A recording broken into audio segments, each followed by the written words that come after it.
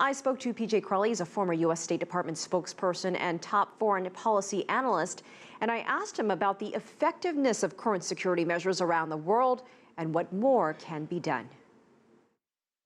We are waging this struggle differently than we did 15 years ago. The level of international cooperation has increased significantly, and I think as time has gone on, everyone has understood that this is a global challenge. Everyone has a stake in the outcome of this conflict, and so intelligence cooperation has improved, and any number of attacks, regionally, locally, have been intercepted. But we also sadly recognize that intelligence can't be perfect. These guys do operate in the seams inside, different societies, and obviously what this shows is that we are good. But we obviously can't see everything.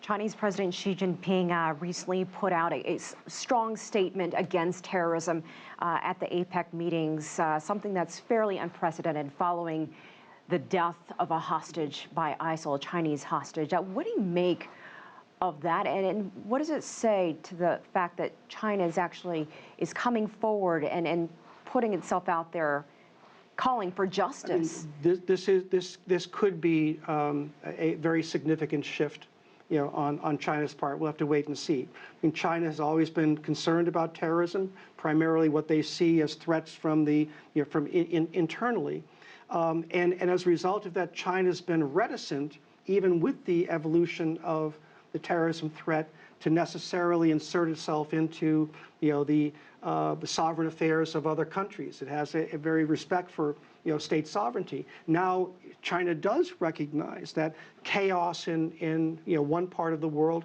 can in fact have a direct impact on China and the security of its people. So we'll have to see how China reacts to this. But obviously this is a very, very significant shift in at least China understanding that the threat from Islamic State can have a significant impact on China as well. And in talking about concerns internally, the people behind the Paris attacks actually grew up in France and Belgium. They didn't come from Syria. They didn't, there's been this concern about refugees coming from the region, moving into Europe. Also, that concern here in the United States.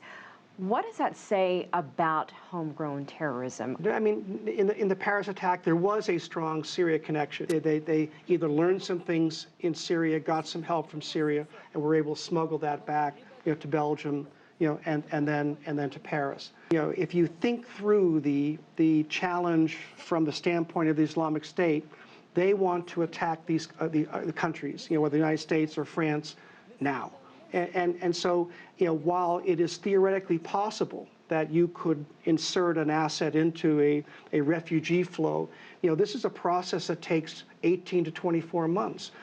At various stages, you are confronted by law enforcement security. Your story is challenged, even if you try to say, I'm entitled to refugee status. Their primary route is still going to be trying to radicalize someone already rooted in the West or with a Western passport who can get themselves, to a position where then they can be exploited. That's what happened in Paris.